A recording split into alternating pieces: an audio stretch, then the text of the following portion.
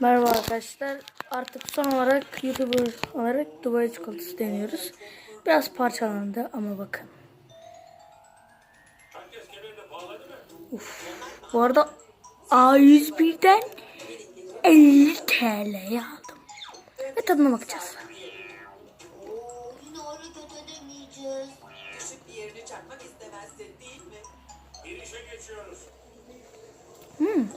Güzel. Önceden bir iki kere falan da yedim. Hatta bu dördüncü. Bayağı yedim. İki kere babam yaptı. Bu da. Bakayım yerle. Çok güzel. Markada Alyan Dubai.